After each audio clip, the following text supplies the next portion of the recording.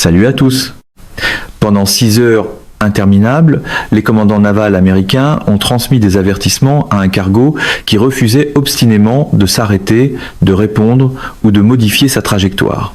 Il poursuivait sa route provocatrice dans le nord de la mer d'Arabie à 17 nœuds en direction de Bandar Abbas, apparemment indifférent à la marine la plus puissante du monde qui se trouvait directement sur son chemin. Puis l'USS Prudence a ouvert le feu sur sa salle des machines. En quelques minutes, des marines de la 30 et une unité expéditionnaire des marines ont descendu en rappel rapide depuis des hélicoptères jusque sur le pont du MV Tuska. Le navire a été arraisonné, son équipage et son capitaine ont été capturés et les conteneurs ont été sécurisés. Ce que les forces américaines ont découvert dans ces conteneurs se trouve maintenant sous la garde des États-Unis en cours d'analyse minutieuse dans des laboratoires. Bien que le manifeste officiel de la cargaison demeure non divulgué, un message important a été envoyé. Trump, debout devant les caméras de CNBC, a regardé directement l'objectif et a prononcé des mots qui ne laissaient aucune place au doute. Nous avons attrapé un navire qui avait à son bord certaines choses qui n'étaient pas très jolies. Un cadeau de la Chine peut être une seule phrase tranchante, diffusée au monde entier et visant directement Pékin. Dans le pur style de l'univers trumpiste, même la saisie d'un cargo devait être emballée comme la bande-annonce du prochain combat d'audience. Le détroit d'Ormuz est devenu le théâtre d'événements extraordinaires depuis le début de cette crise. Groupe aéronaval, blocus naval, saisie clandestine de flotte dans l'océan Indien et pétrolier faisant demi-tour quelques minutes à peine avant d'approcher de la ligne d'application du blocus. Mais ce qui s'est déroulé le matin du 19 avril était fondamentalement différent. Ce n'était pas simplement une autre saisie de navire. C'était la mise à nu d'un réseau d'approvisionnement clandestin qui fonctionnait depuis 4 décennies. Un pipeline sophistiqué reliant directement des ports chinois au programme d'armement iranien. Un réseau que les États-Unis ont maintenant entièrement cartographié, méticuleusement documenté et sécurisé comme preuve permanente. Les répercussions de ce qui a été découvert à bord de ce navire vont remodeler de manière irréversible les relations entre les États-Unis et la Chine, les négociations entre les États-Unis et l'Iran, ainsi que l'ensemble de l'ordre maritime mondial. Ces changements persisteront imperméables à tout accord de cessez-le-feu ou à toute déclaration diplomatique de quelque ministère des Affaires étrangères que ce soit. Ce qui s'est passé avec le MV Tuska n'est pas une fin. C'est la genèse d'une histoire que la Chine trouvera impossible à réécrire. Le navire lui-même compte d'abord parce que les détails de son origine et de sa destination révèlent une vérité qu'aucun récit de couverture ne peut entièrement dissimuler. Le MV Tuska était un cargo battant pavillon iranien qui avait quitté le port de Zhuhai dans le sud de la Chine. Il parcourait environ 6000 km en direction de Bandar Abbas en Iran. Zhuhai n'est pas n'importe quel port chinois. Le Washington Post l'avait déjà identifié comme un lieu où l'Iran se procure des précurseurs du carburant de fusée, utilisé dans son programme de missiles balistiques. Le navire avançait à 17 nœuds vers Bandar Abbas, le principal port naval et commercial du sud de l'Iran, lorsque l'USS Prudence a commencé à émettre des avertissements. 6 heures d'avertissement, 6 heures pendant lesquelles les opérateurs du navire ont pris une décision calculée. Ce qui se trouvait à bord valait le risque de défier les ordres d'un destroyer de la marine américaine au milieu d'une zone de blocus déclarée. Ce calcul, avant même qu'un seul conteneur ne soit ouvert, en dit long sur la cargaison. Apparemment, la patience est elle aussi devenue une arme, pourvu que quelqu'un puisse ensuite la décrire à la télévision comme la patience la plus ferme que l'on ait jamais vue. On n'ignore pas 6 heures d'avertissement naval en risquant de voir sa salle des machines neutralisée, sauf si ce que l'on transporte vaut beaucoup plus que les conséquences d'une capture. Le Wall Street Journal décrit le Tuska comme faisant partie d'une flotte accusée de transporter des produits chimiques destinés au programme iranien de missiles balistiques. D'autres navires de la même flotte avaient transporté 1000 tonnes de précurseurs de carburant solide pour missiles de la Chine vers l'Iran au cours de l'année précédente. Les matériaux précis qui se trouvaient prétendument à bord lors de ce voyage comprenaient du perchlorate de sodium, des composants électroniques et des tuyaux métalliques. Précisément la combinaison nécessaire pour rendre des missiles balistiques opérationnels. Le perchlorate de sodium n'est guère une marchandise civile ordinaire. C'est un oxydant primaire dans le carburant solide de fusée. Sans lui, les missiles balistiques iraniens Shahab et Emad, des armes capables de frapper des cibles de Riyad à Tel Aviv, ne peuvent pas être produits en masse.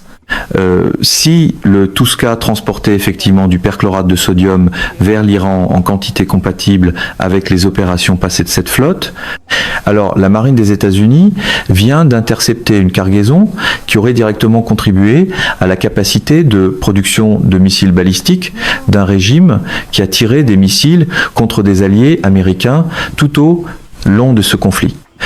Trump a confirmé cette implication sans confirmer la cargaison précise. Lorsqu'il a déclaré que le navire transportait des choses qui n'étaient pas très jolies et les a décrites de manière cryptique comme un cadeau de la Chine, peut-être. Il ne parlait pas à la légère.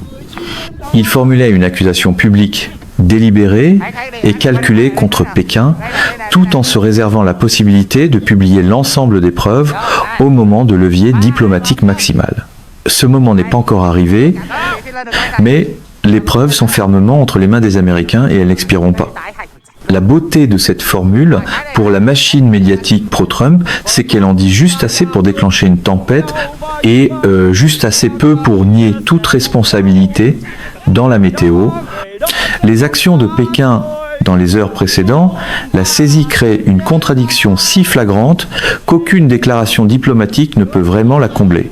Le jour même où le Tuska a été intercepté, Xi Jinping avait téléphoné au prince héritier saoudien Mohammed Ben Salman, affirmant que le détroit d'Ormuz devait rester ouvert comme voie navigable internationale servant l'intérêt commun des pays de la région et de la communauté internationale.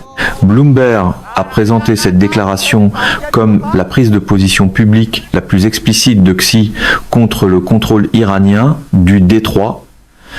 La position officielle de la Chine, transmise directement aux dirigeants du plus crucial État producteur de pétrole du Golfe, était claire: Ormuz doit rester ouvert, la fermeture du détroit par l'Iran était erronée et la navigation commerciale devait être protégée.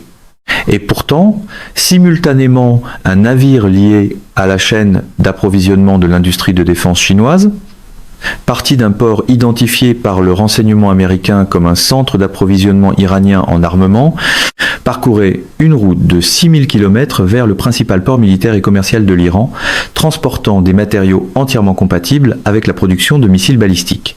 La Chine disait à l'Arabie saoudite d'ouvrir le détroit pendant qu'un navire lié à la Chine forçait le blocus pour livrer des composants de missiles au pays, même qui le fermait. Ces deux positions sont mutuellement incompatibles. Soit Pékin savait précisément ce qui se trouvait à bord du Tuska, ce qui ferait de ses déclarations publiques sur Ormuz une manœuvre de diversion délibérée, soit Pékin ne contrôle pas entièrement le vaste réseau qui fonctionne en son nom. Dans ce dernier cas, la chaîne d'approvisionnement vieille de 40 ans reliant des industries chinoises adjacentes à la défense au programme d'armement iranien est bien plus profonde et plus autonome que toute autorité centrale à Pékin ne serait à l'aise de l'admettre publiquement. Cette phrase apparemment décontractée prononcée publiquement par Trump a été l'une des frappes diplomatiques les plus précisément calibrées de toute cette crise. Pas une accusation formelle, pas une mise en accusation juridique, mais simplement l'expression d'un homme qui estimait que sa confiance avait été trahie. Elle a été livrée sur un ton auquel Xi ne peut répondre formellement sans aggraver la situation. Répondre à l'implication obligerait soit à admettre que la Chine a rompu une entente, soit à tenter d'expliquer pourquoi le navire n'était pas réellement chinois, un récit dont tous les observateurs savent déjà qu'il ne raconte pas toute l'histoire. C'est le genre de grenade diplomatique qui n'arrive pas enveloppée dans un langage juridique, mais dans le haussement d'épaules désinvolte d'une réplique de meeting électoral. La réponse de Pékin était immédiate, prévisible et révélatrice par ses contradictions. Le ministère des Affaires étrangères a rejeté toute association malveillante, décrivant le Tuska comme un porte-conteneur étranger plutôt que comme un navire chinois. Il a affirmé repousser les spéculations, puis, dans le même cycle de communication, il a déclaré être préoccupé par l'interception du navire iranien par les États-Unis. La Chine a simultanément prétendu n'avoir rien à voir avec le navire et exprimé son inquiétude face à sa saisie. Les deux positions dans le même souffle. Cette contradiction n'est pas une maladresse de formulation diplomatique.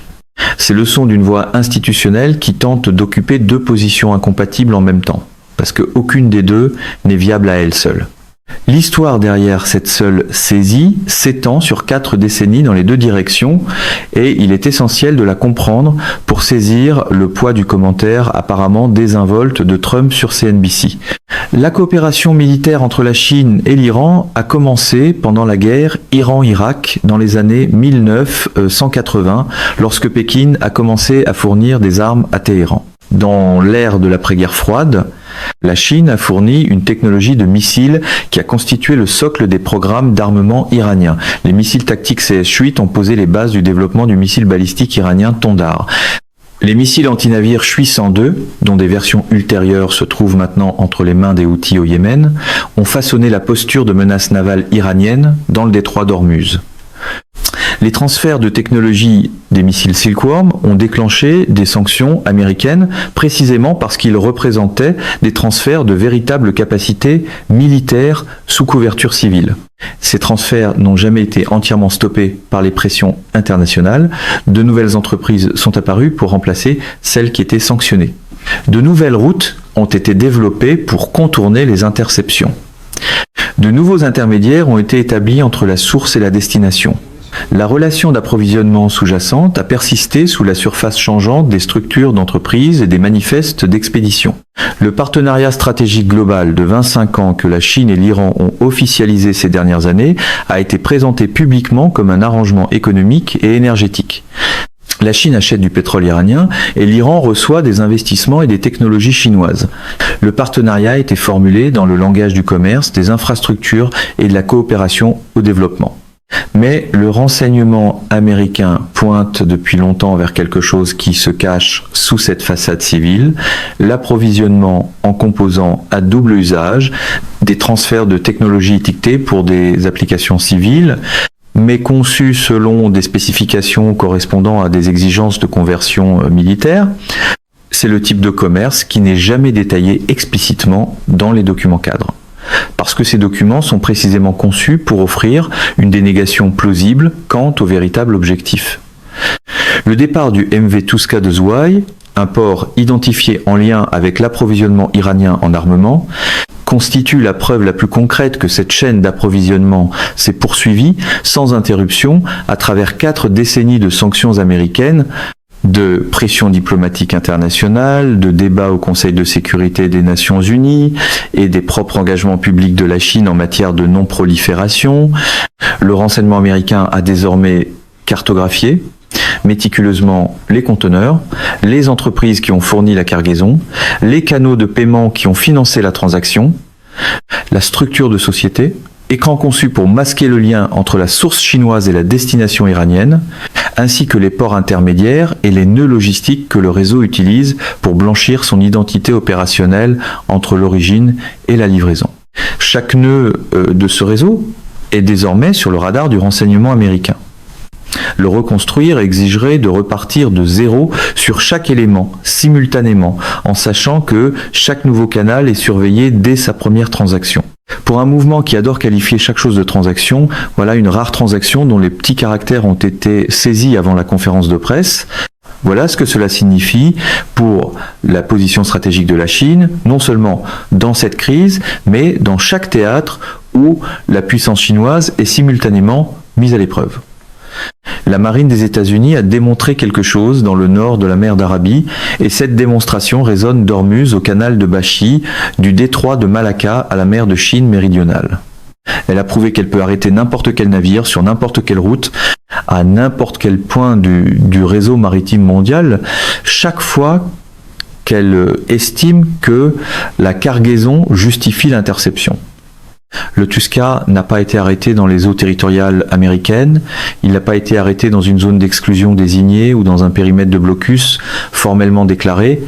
Il a été arrêté dans le nord de la mer d'Arabie, en haute mer, parce que le renseignement américain l'avait suivi depuis son port de départ, avait surveillé son itinéraire, avait évalué la probabilité de sa cargaison et avait déterminé que le moment et le lieu était opérationnellement approprié pour une saisie.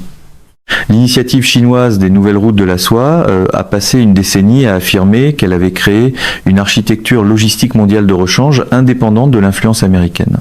La route de Zhuhai à Bandar Abbas est l'une de ces artères. Les investissements chinois dans les infrastructures portuaires du Maroc au Mozambique, de Gwadar à Hambantota, visaient en partie à forger des routes logistiques commerciales contournant les points de passage contrôlés par les Américains. Le MV Tuska vient de démontrer que cette architecture de rechange n'est pas immunisée. Elle n'est pas protégée par les investissements chinois dans les ports étrangers. Elle n'est pas isolée par les relations diplomatiques de la Chine avec les pays de transit. Elle n'est pas sécurisée par le levier économique que les volumes commerciaux chinois offrent à Pékin auprès de chaque pays situé le long de la route. Partout où va un navire lié à la Chine, le renseignement naval américain peut le trouver. Partout où il est trouvé, la puissance navale américaine peut l'arrêter. La géographie change, le résultat ne change pas. Ce précédent s'applique à Scarborough Shoal, où la Chine renforce la présence de sa milice maritime. Il s'applique au canal de Bashi, le principal passage par lequel les forces navales chinoises devraient se déplacer pour rejoindre le Pacifique ouvert. Il s'applique au détroit de Malacca, par lequel doivent transiter 4,20% des importations énergétiques chinoises par voie maritime. Il s'applique au détroit de Taïwan, où les mêmes destroyers de classe USS Prudence qui ont arrêté le Tuska mènent régulièrement des opérations de liberté de navigation. La Chine ne peut pas protéger son réseau logistique mondial contre l'interdiction américaine. Elle n'a pas pu empêcher l'arrêt du Tuska. Elle ne peut pas garantir la sécurité de tout navire suivant transportant du matériel que le renseignement américain décide de juger saisissable. Et chaque entreprise, chaque compagnie maritime, chaque intermédiaire logistique lié au réseau d'approvisionnement Chine-Iran doit désormais intégrer cet immense risque dans chaque transaction. Les primes d'assurance pour les navires associés aux routes commerciales sino-iraniennes sont déjà en hausse. Les sociétés intermédiaires qui acceptaient autrefois de servir de façade commerciale à ces transactions calculent maintenant avec minutie si l'exposition vaut réellement la valeur du contrat. Chaque maillon de la chaîne réévalue sa volonté de rester connecté. La dimension géoéconomique de tout cela amplifie les implications militaires et de renseignement d'une manière que la Chine ne peut pas facilement absorber. La Chine détient environ 139 milliards de barils de réserves stratégiques de pétrole, couvrant environ 120 jours de consommation aux taux actuels. Pékin a déjà agi pour protéger son marché intérieur en interdisant les exportations de carburants raffinés. Les raffineries indépendantes, appelées Teapot Refineries, ces petites installations de traitement concentré dans la province du Shandong, qui représentent environ un quart de la capacité totale de raffinage de la Chine, peuvent continuer à fonctionner pendant une période limitée avec les stocks existants. Mais ces raffineries ont été bâties autour d'un modèle économique très précis. Elles traitaient du brut iranien sanctionné, acheté à rabais, un rabais impossible à obtenir par les canaux légitimes du marché. Leur marge existe parce que le pétrole coûte moins cher que le prix du marché. Lorsqu'elles sont forcées de rivaliser pour obtenir du pétrole sur le marché mondial ouvert, au plein prix commerciaux, leurs marges ne se contractent pas seulement, elles disparaissent complètement. Des marges sous zéro dans un quart de la capacité de raffinage chinoise ne créent pas seulement un problème énergétique. Elle déclenche une crise énergétique qui arrive en même temps qu'une crise de l'emploi dans l'une des provinces les plus industrialisées de la Chine. Le délai pour que cette crise se manifeste ne se compte pas en années, mais en mois, et l'interruption par le blocus de la mission d'approvisionnement du Tuska signifie que la capacité de production de missiles de l'Iran est dégradée au moment même où l'approvisionnement des raffineries chinoises en matières premières subit une pression maximale. Un chiffre vertigineux, 42% des importations chinoises de pétrole brut proviennent des États du Golfe. Le volume commercial avec les Émirats arabes unis dépasse à lui seul 90 milliards de dollars. Les investissements chinois dans le port Khalifa aux Émirats arabes unis, dans le projet Anyang en Arabie saoudite et dans les champs pétroliers irakiens à travers la région représentent des centaines de milliards de dollars en capital engagé. Un capital qui ne produit des rendements que lorsque le Golfe fonctionne comme un environnement commercialement viable. Chaque missile que l'Iran tire sur les infrastructures du Golfe affecte directement le rendement des investissements chinois. Chaque drone Shahed qui frappe une installation des Émirats arabes unis endommage des infrastructures dans lesquelles des entreprises chinoises détiennent des participations. La stratégie d'escalade du corps des gardiens de la révolution islamique n'est pas seulement une menace pour les opérations militaires américaines. C'est une attaque directe contre les intérêts économiques chinois que Pékin a investi des décennies et des centaines de milliards de dollars à établir. Voilà la véritable source de la colère réelle de Pékin contre Téhéran, ni une objection morale au blocus, ni une solidarité avec le peuple iranien. C'est un calcul froid et dur, selon lequel les opérations militaires de l'Iran détruisent systématiquement le rendement des investissements chinois dans la région, tout en créant simultanément les conditions précises dans lesquelles l'interdiction américaine des navires chinois devient légalement défendable et opérationnellement routinière. L'axe trilatéral Russie-Chine-Iran, autrefois présenté comme le pôle alternatif de l'ordre mondial face à la domination américaine, se fracture sous les pressions précises mises en lumière par la saisie du Tuska. Le ministre russe des Affaires étrangères, Sergueï Lavrov, est apparu au forum diplomatique d'Antalya, condamnant le blocus américain comme illégal, défendant les droits nucléaires de l'Iran et exprimant sa solidarité avec Téhéran. Pourtant, dans la même déclaration, il a annoncé que la Russie était prête à fournir des ressources énergétiques à la Chine et aux autres pays touchés par la crise. Moscou joue la solidarité tout en annonçant ouvertement sa disponibilité à remplacer l'Iran sur les marchés énergétiques dont la Chine a désespérément besoin. Chaque baril de pétrole iranien qui ne peut pas atteindre la Chine est un baril que la Russie peut vendre à des prix que l'Iran n'est plus en mesure de contester, parce que l'Iran est effectivement hors du marché. Les revenus énergétiques de la Russie ont doublé depuis le début du blocus. Le besoin urgent de la Chine de trouver des approvisionnements de rechange approfondit sa dépendance à l'énergie russe à des conditions de plus en plus favorables à Moscou. La Russie ne sauve pas l'Iran. Elle monétise l'effondrement de l'Iran. La Chine ne défend pas l'Iran. Elle tente de prendre ses distances avec le manifeste de cargaison du Tuska, tout en essayant de maintenir suffisamment de liens d'approvisionnement pour sécuriser le pétrole à rabais dont elle a besoin et le pipeline d'armement dont le régime iranien a besoin pour maintenir ses programmes militaires, Finances. Mais la saisie du Tuska a rendu ces deux positions incroyablement difficiles à soutenir simultanément. La cargaison est entre les mains des Américains. Le renseignement tiré des conteneurs est en cours d'analyse. Le réseau est cartographié et Trump conserve ses preuves comme levier dans les négociations commerciales avec Pékin, des discussions menées en parallèle aux pourparlers nucléaires avec l'Iran à Islamabad. Dans le manuel trumpiste, la preuve n'est pas seulement une preuve, c'est un accessoire qui attend l'éclairage le plus dramatique. Lorsque Trump déclare que la guerre fonctionne ainsi, il transmet en réalité un message plus large. L'ordre mondial fonctionne ainsi et c'est nous qui le dirigeons. Les États-Unis utiliseront l'analyse de la cargaison au moment de levier stratégique maximal. Dans les négociations commerciales, elles renforcent considérablement la main de Washington. Dans les négociations nucléaires, elles démontrent sans équivoque que l'Iran ne négociait pas de bonne foi pendant la période de cessez-le-feu. Dans la diplomatie régionale, elles réaffirment aux États du Golfe que l'application américaine est réelle et constante. Surtout, la preuve n'expire pas. Elle ne fait que gagner en valeur à mesure que se multiplient les contextes dans lesquels elle peut être utilisée. Pour l'Iran, la saisie du Tuska inflige des dommages sur plusieurs dimensions stratégiques à la fois. Le plus immédiat est l'impact profond sur la production de missiles. Si du perchlorate de sodium se trouvait effectivement à bord en quantité compatible avec les opérations précédentes de la flotte, la production iranienne de missiles balistiques à carburant solide est désormais directement contrainte. Les missiles Shahab et Emad, capables d'atteindre Riyad, Tel Aviv et des bases américaines à travers le Golfe, dépendent de ce précurseur. Sans réapprovisionnement, les taux de production vont chuter. Sans production, les stocks vont s'épuiser.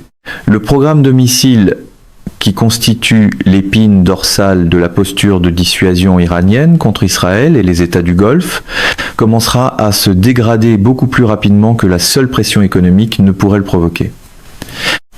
La deuxième dimension est celle du renseignement. Chaque conteneur que les analystes américains examinent dans la cargaison du Tuska n'est pas seulement une preuve concernant cette seule expédition. C'est une fenêtre profonde sur toute l'architecture logistique. Quelles entreprises ont fourni les matériaux? Comment le paiement a-t-il été structuré pour masquer la chaîne de transaction? Quelles sociétés écrans ont servi d'intermédiaires? Quels ports ont servi de nœuds de transbordement? Quelles entreprises de logistique ont déplacé la cargaison entre son origine chinoise et sa destination iranienne? Chaque nœud révélé par l'analyse de ces conteneurs est désormais compromis pour tout usage futur. L'Iran ne peut pas simplement faire passer la prochaine cargaison par les mêmes entreprises, les mêmes ports et les mêmes intermédiaires logistiques. Chaque maillon de la chaîne que le renseignement américain a maintenant cartographié est un maillon qui ne peut plus être utilisé sans détection certaine. Reconstruire exige d'identifier entièrement de nouvelles entreprises, de nouvelles routes, de nouveaux ports, de nouveaux canaux de paiement et de nouveaux récits de couverture depuis la base. Tout cela sous un blocus économique qui coûte 500 millions de dollars par jour. Cela se produit alors que les puits de pétrole vitaux de l'Iran sont forcés de fermer, que le corps des gardiens de la révolution islamique et l'aile diplomatique se disputent férocement le contrôle de la prise de décision et que le guide suprême demeure aux soins intensifs, incapable de fournir l'autorité institutionnelle dont le système a désespérément besoin pour fonctionner. Le moment de la saisie du Tuska, survenu précisément pendant que les pourparlers de cessez-le-feu à Islamabad étaient en cours, a aussi produit un effet irréversible sur les négociations. Les États-Unis possèdent désormais la connaissance irréfutable que, pendant la période de cessez-le-feu, l'Iran faisait circuler des cargaisons de composants pour missiles balistiques. Les personnes assises en face des négociateurs américains discutaient des conditions pendant que leur aile militaire achetait activement des armes par l'intermédiaire de ports chinois. Toute fragile architecture de confiance qui était en train d'être construite dans les pourparlers d'Islamabad a été définitivement brisée par cette connaissance. Voilà pour l'heure de la transaction. Quand l'autre camp signe des documents d'une main et charge des conteneurs de l'autre, la déclaration de Trump selon laquelle une prolongation du cessez-le-feu est hautement improbable est directement liée à cela. Pas seulement parce que le corps des gardiens de la révolution islamique a tiré sur des cargos aux premières heures du 22 avril, mais parce que le Tuska démontre brutalement que la volonté déclarée de l'Iran de négocier son comportement opérationnel réel sont fondamentalement désalignés. Ce gouffre est l'obstacle le plus profond à tout accord visant une conformité durable plutôt qu'une simple pause temporaire. Pour les États du Golfe qui regardent tout cela se dérouler et pour Israël qui l'observe avec une intensité particulière, la saisie du Tuska apporte quelque chose que des années d'arguments diplomatiques n'avaient pas pu fournir, des preuves concrètes, physiques, détenues par les Américains, que le programme iranien de missiles balistiques a été approvisionné par des réseaux logistiques chinois, alors même que l'Iran se disait simultanément ouvert à des négociations sur ses programmes nucléaires et d'armement. Riyad et Abu Dhabi se trouvent à portée des missiles Shahab et Emad que la cargaison du Tuska était prétendument destinée à soutenir. Chaque missile balistique iranien qui n'est pas produit parce que son approvisionnement en précurseurs a été intercepté est une arme qui ne peut pas être pointée vers des cibles saoudiennes ou émiriennes. Chaque mois de production perdu par l'Iran pendant que son réseau d'approvisionnement est reconstruit est une période durant laquelle la menace des missiles contre les États du Golfe est réduite, marginalement mais mesurablement. Pour Israël, l'implication stratégique est directe. La capacité balistique de l'Iran est la principale menace militaire qui façonne la planification de défense israélienne. Tout ce qui dégrade cette capacité, que ce soit par des frappes sur des installations de production, par des sanctions, par une pression sur l'approvisionnement en précurseurs ou par la saisie de cargaisons logistiques en transit, crée une profondeur stratégique que les planificateurs israéliens valorisent en termes opérationnels concrets. Les signaux envoyés par Netanyahou au sujet de pourparlers de cessez-le-feu au Liban, apparus à proximité de la saisie du Tuska et des discussions sur le stock nucléaire iranien, reflètent puissamment ce calcul précis. Avec la production de missiles de l'Iran sous pression et son stock nucléaire potentiellement sur la table, l'environnement de menace qui a limité les options stratégiques d'Israël pendant des années est indéniablement en train de changer. En prenant du recul, le tableau complet que la saisie du MV Tuska a gravé dans le paysage stratégique mondial devient clair. Un seul cargo arrêté dans le nord de la mer d'Arabie a exposé un réseau d'approvisionnement en armes vieux de 40 ans entre la Chine et l'Iran. Il a placé un levier de renseignement permanent entre les mains des Américains, utilisable simultanément dans les négociations commerciales, les pourparlers nucléaires et la diplomatie régionale. Il a démontré sans équivoque que la puissance maritime américaine peut atteindre n'importe quel navire, sur n'importe quelle route, n'importe où, quel que soit son pavillon, sa cargaison, son récit de couverture ou sa protection diplomatique. Il a fracturé l'axe trilatéral Russie-Chine-Iran en rendant publiquement visible et diplomatiquement intenable la double posture de la Chine, qui condamnait la fermeture du détroit par l'Iran, tout en semblant approvisionner son programme de missiles.